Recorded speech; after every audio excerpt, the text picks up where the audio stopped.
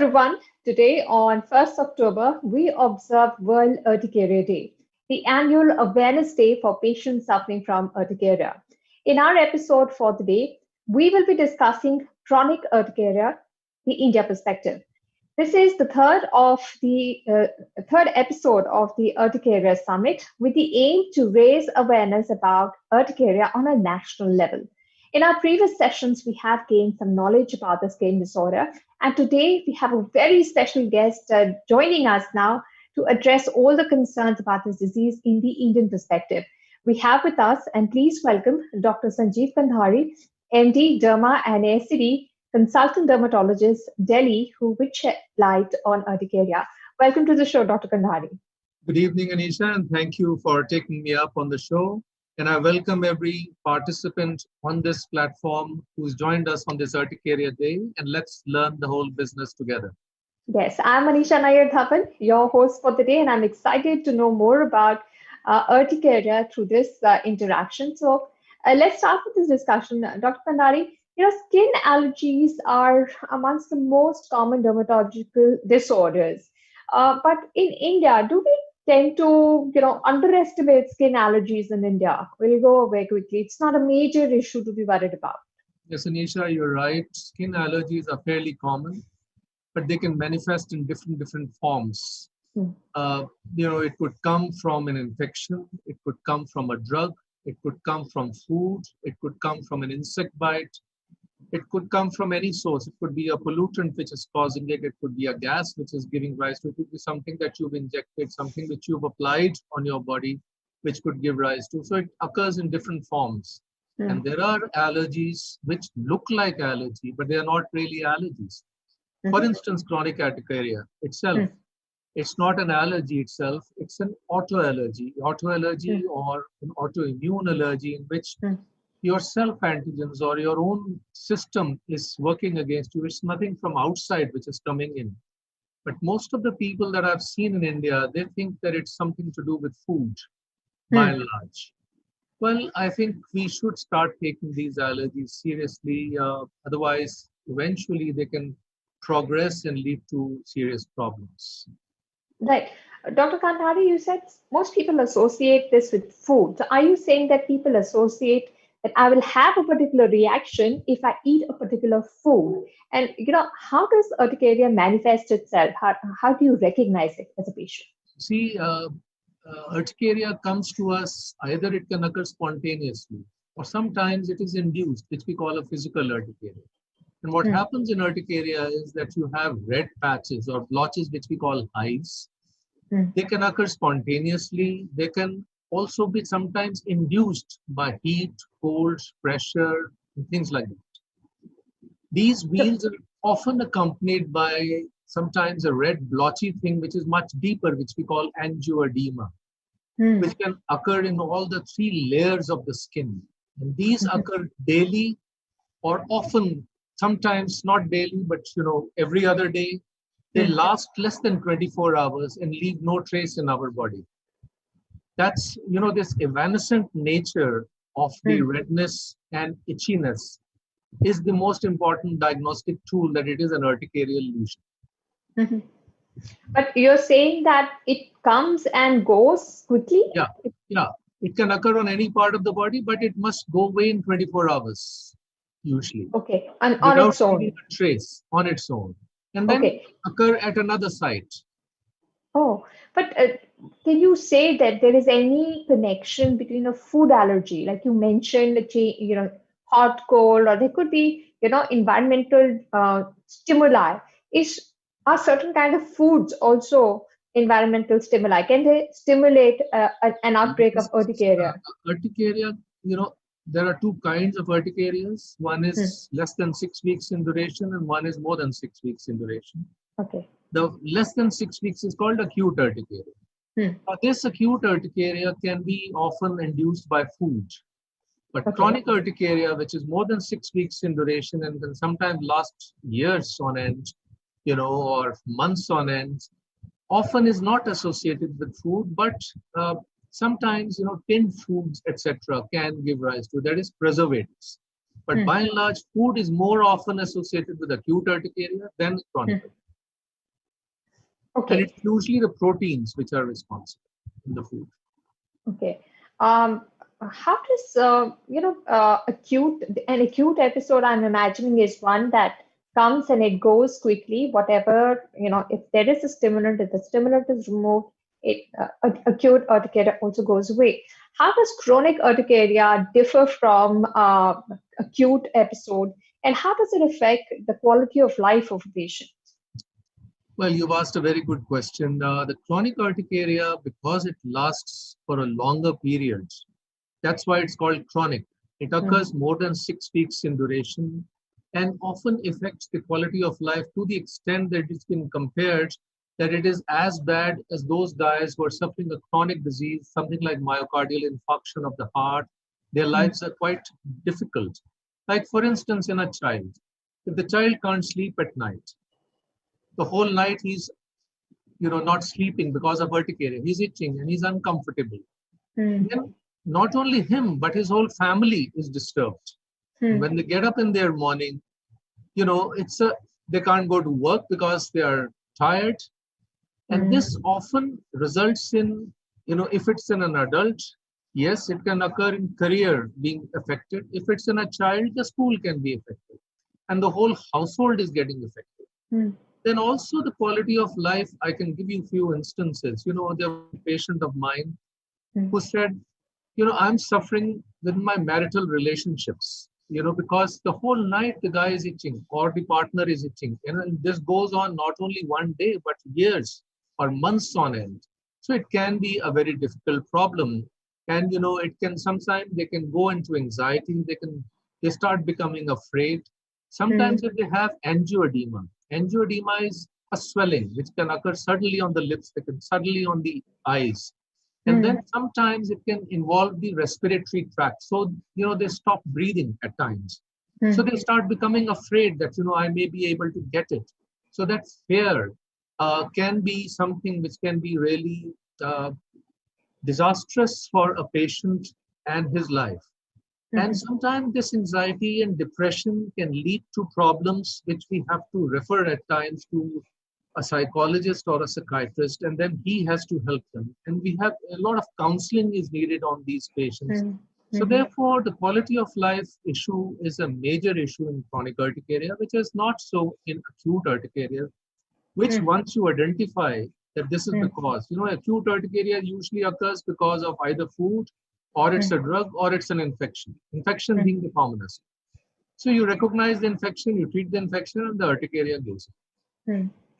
So that's why the quality of life can really be bad in chronic urticaria patients. Right. So, Dr. Kandhari, how often do you see chronic urticaria in case of children? Are there any specific age groups or genders that are more affected by chronic urticaria? And we have a question that is coming from the Facebook user who's watching the show now. And the question is, how do you manage urticaria in children? There are two questions in your Hmm, thing which you've asked me. How common is it in children? hmm, Well, it is now being believed that the children and the adults are almost having a similar kind of prevalence. The normal prevalence is about 1 to 1.4%. And it is believed that acute urticaria or the wholesome of urticaria is 1 in 4 patients of everybody. Let's say the whole of India, 1 in 4 people will get hmm, once in a lifetime an urticaria. But if you're asking chronic urticaria, it's about 1% prevalence or hmm, max 1.4%. In European countries, in Korea, it's becoming almost equivalent to adults. But I would still say in India that I'm seeing in my own practice hmm, comparatively lesser in children as hmm, compared to those in adults. Now, the second question, how do you treat these children? hmm, Well, there is something called an antihistamine. This, hmm, because urticaria is produced by histamine release. hmm, And in chronic urticaria, it's, as I told you, the self antigens or an autoimmune variety which can hmm, degranulate the mast cells and release histamine. And that histamine reaches the target site and then produces hives. hmm. So this is antagonized by something which we call antihistamines. So these days we are using non-drowsy antihistamines. We Hmm. must use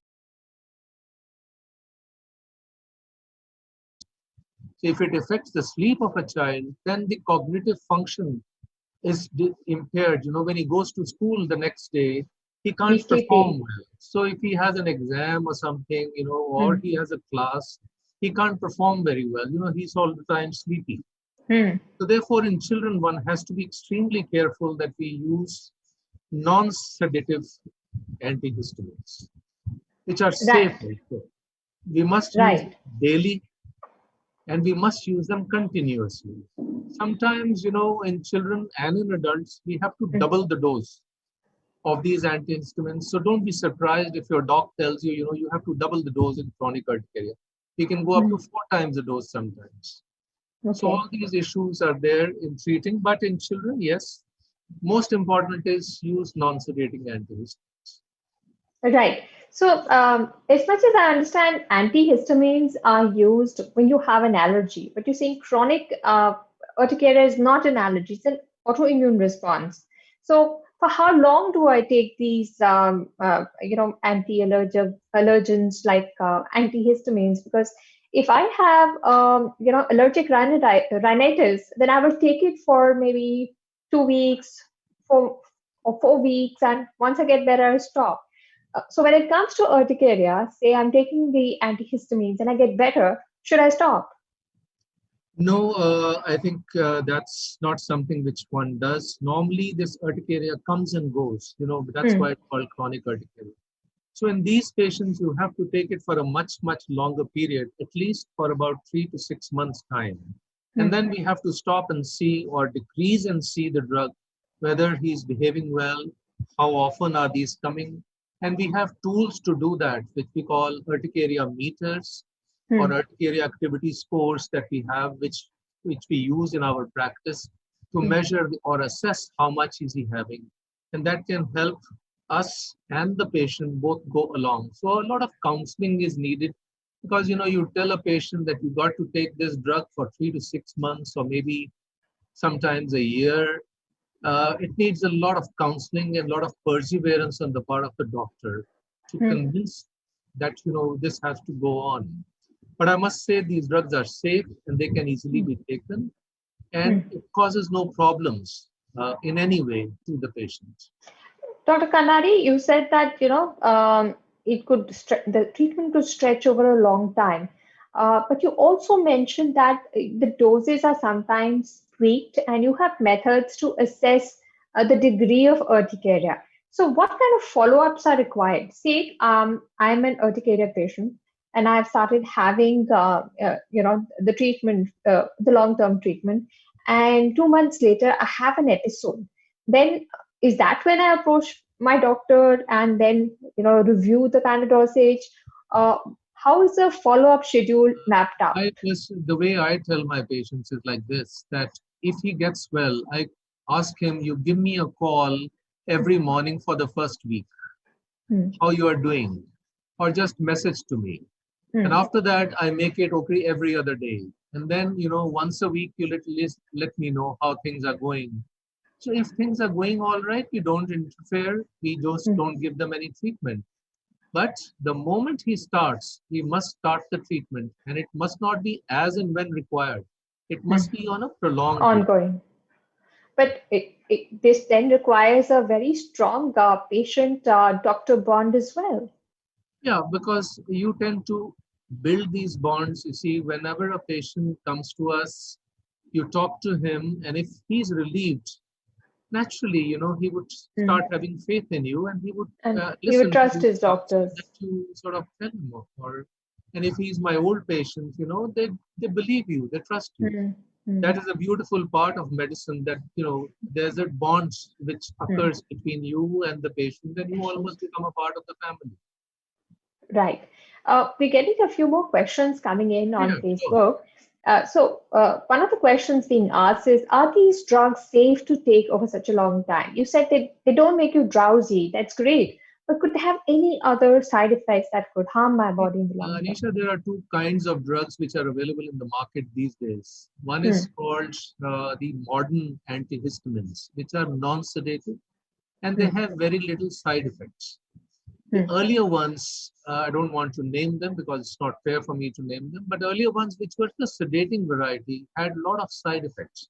They can produce dryness of the mouth. In an elderly patient, sometimes urination may become a problem. So the eyes may become certainly dry. So these are issues which are there. Then sometimes, in the cardiac patients, it could have affected the cardiac because the newer drugs don't affect or have these side effects, which the earlier sedating ones used to have. And of course, each patient has to realize that the sedating antihistamines always interfere with your sleep, what we call the REM sleep, or the first stage of the sleep, and therefore your cognition is disturbed. So if you are a person who's working in a bank, for instance, or if you're a pilot, for instance, you cannot afford to take sedating antihistamines. There's another question coming in. I'm a 57-year-old. Is it safe to take these medicines so often? If you're taking the non-sedating ones, the modern antihistamines, you can go on taking them. There's no problem at all. All Of right. course, So this is in liaison with your doc, but by and large, the modern day antihistamines are extremely safe. The margin is very safe. All right. So these are safe to be taken by any age group over the longer term, and Correct. they do provide a lot of relief to patients who are suffering from chronic urticaria. Now, the question that I have in my mind is that you said it's chronic; it could go on for a long time. But can you really kick urticaria in the long term? Can you get cured by it, of it? Yes, urticaria, you can't really use the word cure, but yes, it's treatable. Let me put it this way. Cure would come when you have no symptoms. That is our aim. When you see nothing and there is no symptom, whether it is itching or it's a hive. Once we have achieved that and it stays like that for about a week, then I think we are reasonably certain that this particular episode is ended. So let me put it this way, urticaria is treatable completely. If you take the drugs daily, you take non-sedating ones, and you do not take it as and when required. You have to take it daily and listen to the doc's advice. Sometimes the doc may tell you, even if it is okay, go on for another 2 weeks and then stop. So that aspect you must understand. And they're absolutely safe to take. So after you stop and you don't have an episode of urticaria, then can you say I'm cured? Yes, for all practical purposes, you're cured. Yes. All right. Are they, you said they don't make you drowsy, but the new age antihistamines that you spoke of, do they impact your immune system at all? Are there any other kinds of, side effects No, that could come no, about? they don't affect our immune system at all. In fact, that's a question which is asked by many of my patients, especially these days when we are talking a lot about immunity because of the COVID and all that. But none of these drugs affects the immune system. Yes, I mean, if you're giving steroids, sometimes we have to give steroids. That can affect the immune system, but we always give steroids for a very, very short period, let's say about a week or 2 weeks. Sometimes the person comes, the whole body is wet. He's burning, absolutely. Sometimes even has mild fever.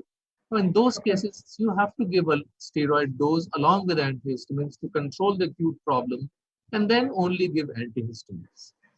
There are also drugs like cyclosporin sometimes which you give, which can be immunosuppressant at times. So these are the two drugs which normally can affect the immune system, but by and large, the antihistamines don't. All right. Now, another question that we have is, can you have allergic rhinitis and urticaria together at the same time? Yes, you can. You can.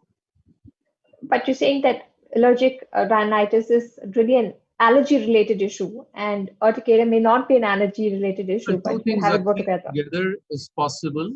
Allergic rhinitis is not an autoimmune disease, whereas chronic urticaria is. I mean, there's nothing that can stop them from occurring together. No problem at all. There are so many other diseases, like, for instance, thyroid disease. That is found in about 20 to 25% as an association with urticaria. Now, that's not an allergy at all, but it's an autoimmune disease. Autoimmune diseases tend to coexist. So all autoimmune diseases can coexist with urticaria. All right. Another question that we're getting is, Do these drugs affect memory or cognition? The non-drowsy ones don't. The drowsy ones can have effect on memory and cognition both. All right. You said Memory in the that short term. short term. So you said that an allergic rhinitis plus urticaria can happen together. Yes, Urticaria and another autoimmune issue can also coincide. correct. Now, are they are both issues then treated by the same protocol, or there's Uh, no thumb rule here? as long as the antihistamines are being given, by and large, both can be treated together. Mhm. But sometimes, in an ENT case, you might need something more than that. I mean, sometimes you have to put in drops, sometimes you have to take steroid, depending, how much the breathing is affected. Hmm. So that would depend on the ENT specialist, how he wants to do it. So I don't want to comment on that. Okay. Yeah. Right, Dr. Kandhari, you said that you have these welts that come up in your skin and there's a lot of itching. Um, does it also lead to fever or any other manifestation of, You urticaria know, uh, hives?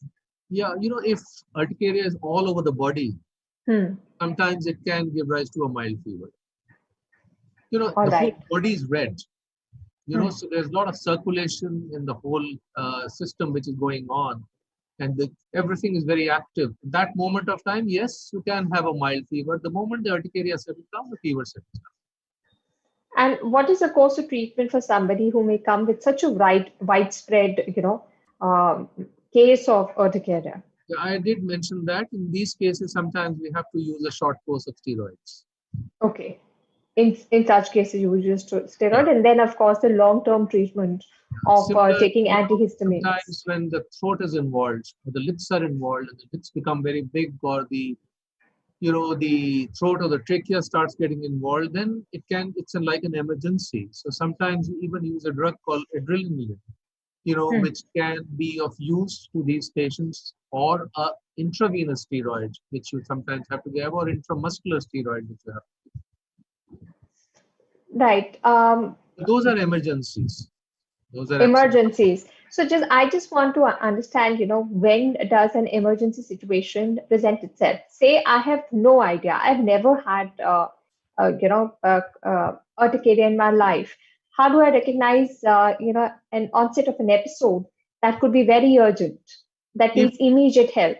if you're having urticaria and the lip involvement is there, Hmm. I think it's wise to ask a doc, even if it's nighttime, what to do, Okay. because that's the time, if it progresses, then it could lead to difficulty in breathing. So, Hmm. that time you can't wait for it to go. You have to take an immediate step of giving either a intravenous steroid or an intravenous shot with an antihistamine, which is given parenterally or intravenously or intramuscular. Okay. Doctor, what would how much importance would you give to patient counseling in the case of chronic urticaria? You explained to Extremely. us, how they become like a family over the longer term.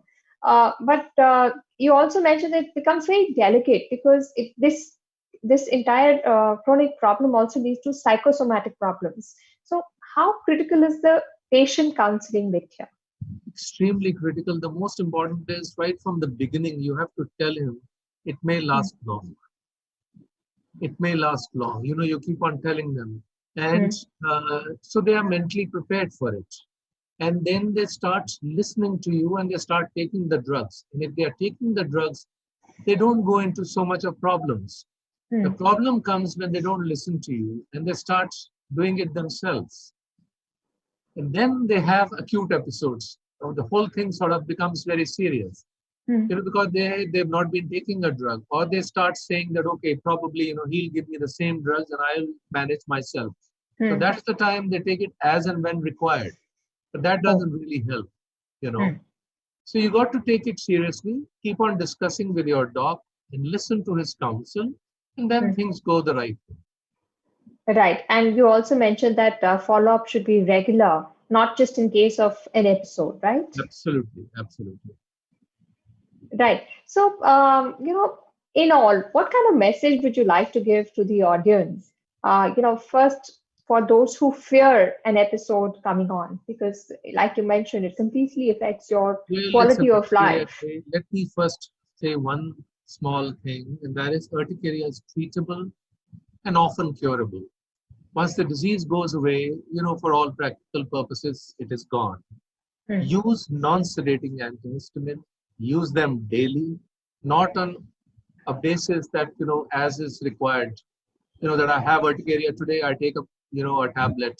Don't Hmm. do it that way. Take it daily, take it regularly, and take it for as long as your doc tells them. Sometimes it is necessary that the doc tells you that the dose maybe have to be raised up to 4 times the normal dose. That means if you are normally taking one tablet, you may be asked to take 4 tablets. So please take them, because that Hmm. is the methodology to treat urticaria in these days. And of course, if we listen to this, you will have no problems because the drugs are safe Hmm. and they're very well tolerated by you. It will not give you any problems in your life. And life goes on like other diseases, life goes on if you take the pills. So, Right. exactly. Another question that we have is, does urticaria trigger other allergies, like allergies from food? Could this autoimmune issue bring about some allergies in your system? No, normally that doesn't happen. Normally that doesn't happen. This doesn't give rise to other allergies that could come along. No, no. Because these roots are specified for urticaria. Right, but the manifestation may be similar to an allergy, doesn't bring it on. Yeah, correct. All right. Uh, for those who have to stay on course for the longer term, in the end, I mean, when they're taking the long-term treatment, uh, what is the chance that they keep getting repetitive episodes? That's an assessment which we keep on making with the follow-up. If the Okay. lesions are going down and his scores, urticaria activity scores are very, very low, then we Hmm. go on decreasing the drugs and then we skip 1 day or 2 days and see, whether he's doing well or not. And Hmm. then eventually we stop it. But this is a completely customized approach. So there's no one rule that fits all. No, it can't fit all because each human is quite different. Each disease is quite different. Each individual that comes to me with urticaria is quite different. And I have to manage him according to his problem. All right. So it's customized, but you need to keep up on the course, stay on the course Yeah. keep urticaria at bay. Um, Dr. Kandhari, thank you so much for joining us today Not a and addressing My all pleasure. the questions that you've taken up. And thank you for helping create awareness about chronic urticaria. I'll leave you with the last word, one or two things that, three things that come to your mind that you want to tell everybody who's listening in to keep urticaria at bay. Surely. I think if you have an issue which I've described, if you have redness or itching coming on and going away in a day's time, you need to talk to your physician or a dermatologist. Just this much. All right, Dr. Kandhari, thank you so much for joining us today. And for all of you who have more questions, there's a lot of information that we have been putting out about urticaria in a bit to raise awareness about chronic urticaria. We've had chats with leading doctors and dermatologists on how you can manage, what are the symptoms, all of that. So you can go through our comment section, go to our page. You'll find a lot of information going there. I hope all of us in this session have had a better understanding of urticaria after this talk, its symptoms and its long-term impact. If there's anything that this pandemic has taught us, it's that the responsibility of taking care of our health is in our own hands, and we need to make that effort. Thank you so much for joining us and educating us on this interesting topic. Dr. Kandahar, thank you so much. Thank you. Thank For you. more information on urticaria and its management, do visit www.allergyfree.co.in. This is a website that will give you a lot of information on how to manage your symptoms and be abreast with the latest developments for the treatment of chronic urticaria. Stay tuned and keep following us on our social media pages, Facebook, Instagram, and Twitter for updates on various types of allergy management. On behalf of Sanofi India and Aisha Council and our presenters, thank you for joining us today. and have a great long weekend coming up. And stay tuned to IW Council's page.